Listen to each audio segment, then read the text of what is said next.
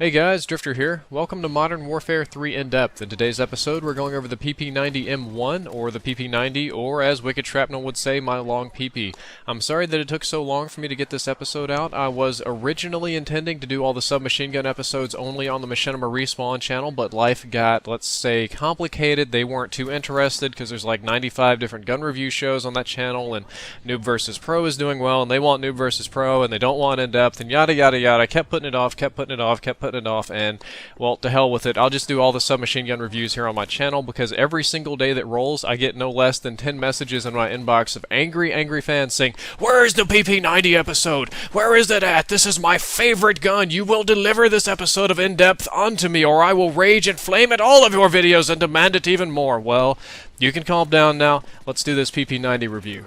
Alright, first things first, with the PP90, it is a medium to low damage submachine gun, dealing 42 damage at close range, but dropping off to a very low 17 damage at a distance. So this puts it in an unusual category because the 42 initial damage is around medium for submachine guns, not the highest, not the best, but still pretty good. However, that 17 damage at a distance is pretty awful. That's one of the lowest distance damages in the game. What this is going to mean for you guys is that your shots to kill are going to vary wildly between 3 shots to kill at close range or up to 6 shots to kill at a distance. Yes, 6 at a distance. That's crazy.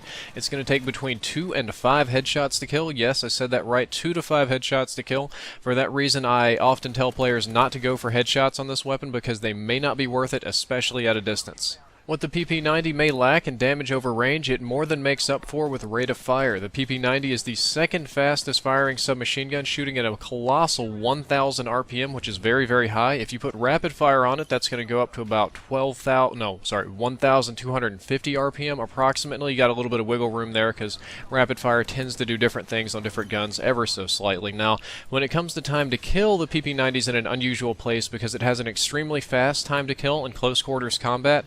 Again, I believe the second fastest time to kill, only outclassed by the PM7. However, due to the 6 shots to kill at long range, you're going to have a very slow time to kill at a distance. So this means that the PP90 is best and most effective in very close quarters combat and not at all at a distance. Speaking of ranges and distances, the PP90 has a very low range or very low damage profile. The damage drop starts at 15 meters and the damage drop ends at 19 meters. To put this in perspective, your PP90 is going to be doing its maximum damage at about the same range that shotguns will get hit markers. If your shotgun wouldn't get a hit marker, your PP90 is not in its maximum effective range, and it drops off to that 6 shot distance pretty quickly. So even at medium range, you're often going to need 6 shots to kill.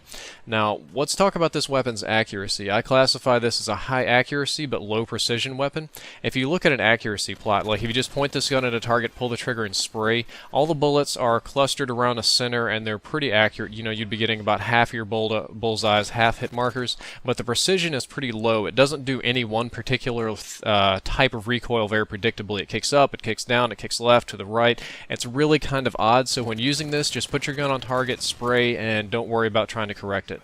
The iron sights on this weapon are quite good. I wouldn't classify them as excellent or best or top of the class or anything like that, but they're very usable. They're usable to the point where I almost never put a red dot sight or any other kind of optical attachment on the PP90.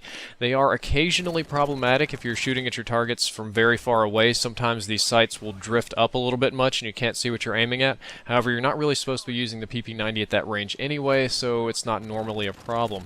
Now, the PP90 is unfortunately a little bit slow on the reload here. Your normal reload time, your animation, depending on if you have bullets in the magazine or not, is about 3.5 seconds, and your reload cancel time is about 2.06 seconds. This is not the slowest reloading submachine gun, but it's down there toward the bottom of the pack in reloads. It's actually slower than a lot of assault rifles and pistols and other things, so you might need sleight of hand with this one, or you might need to take a little bit of cover before reloading.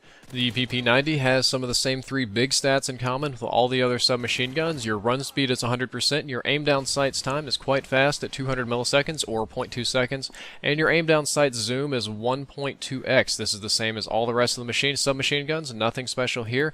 Now, I will say that this submachine gun seems to have excellent hip fire accuracy. Now, when I look at the numbers on the stat chart, it indicates that all of the submachine guns should have the exact same hipfire accuracy. However, my experience is with the PP90 that its hipfire accuracy is better. I'm not entirely sure why. It might have something to do with the center speed, it might have something to do with the shape of the gun, but my experience with this weapon tells me that the hipfire accuracy is excellent. The numbers tell me it's pretty normal. You guys can make your own minds up there.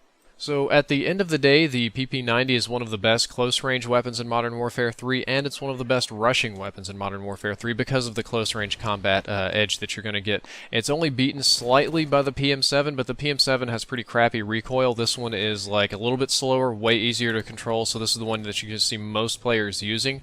The classes that I build here, I don't use kick or focus or stability or any of those other kind of things because they help me win at ranged combat. Focus might be a little bit nice, but I can hipfire this weapon so well I don't normally need the focus, or the flinch doesn't bother me too much, so I almost always use the attachments proficiency with the PP90.